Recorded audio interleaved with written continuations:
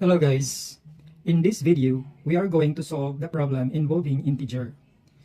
A messenger forgot on what floor in a building he would deliver his package. With no one to ask for directions, he rode the elevator up to the 10th floor. Then he went down 5 floors and went up again 4 floors. Still, he could not find the right floor.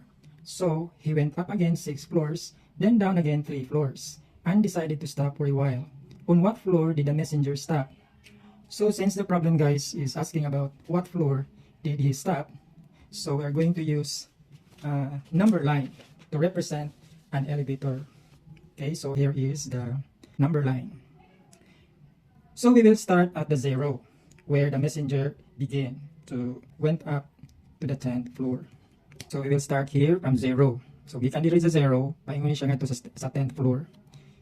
So from 0 up to 10. Since adto man siya paingon sa ika-10th floor. So we will start here.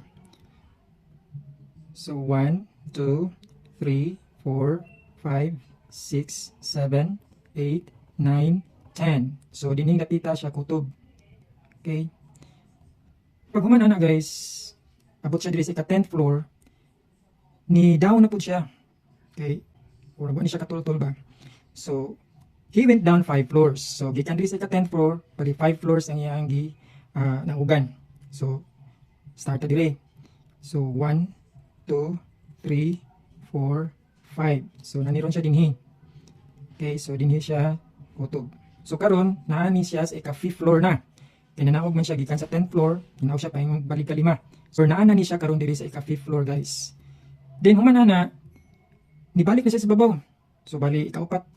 Bali upat ka floors. Okay, so gikan diri sa ika-5th floor, move up tag balik ka upat.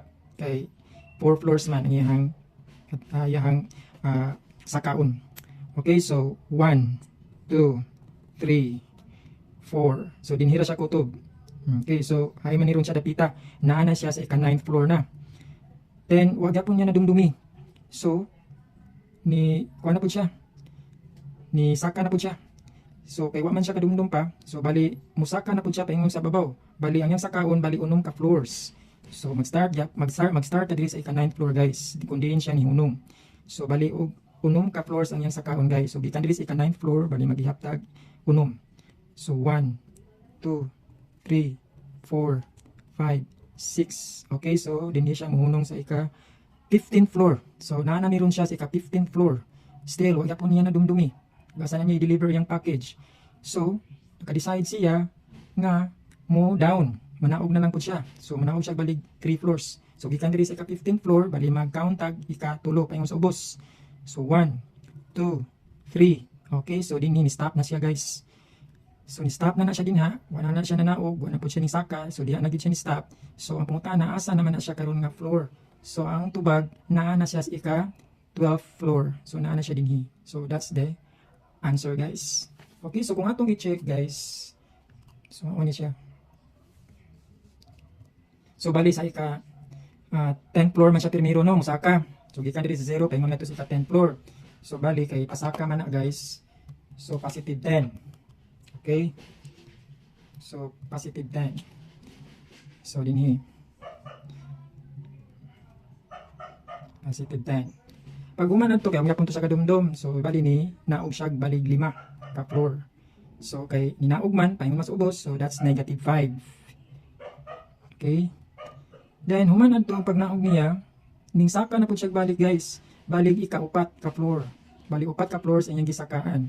So kay nisaka man na meaning positive. So positive 4. So pag human adto, nisaka pa gid siya. So bali o pagpilam to siya nisaka ka unom. So bali positive 6. Okay? Nya pagkauman guys, pagupot niya ngadto sa ika-15th floor, ninaog naman po siya. So bali ika-tulo siya ninaog. So minus or negative 3. Okay? So kung atong isolve guys, so mo ni metabo. So 10 minus 5 is 5. Answer. Then 5 plus 4 is 9. Then 9 plus 6 is 15. Then 15 minus 3 is 12. So correct ang ato ang answer guys. Nga naa siya sa ika-12 floors. Okay, so I hope nga nasabtan guys. And thank you for watching guys. I hope that you react, comment, follow, and share this video. Thank you guys.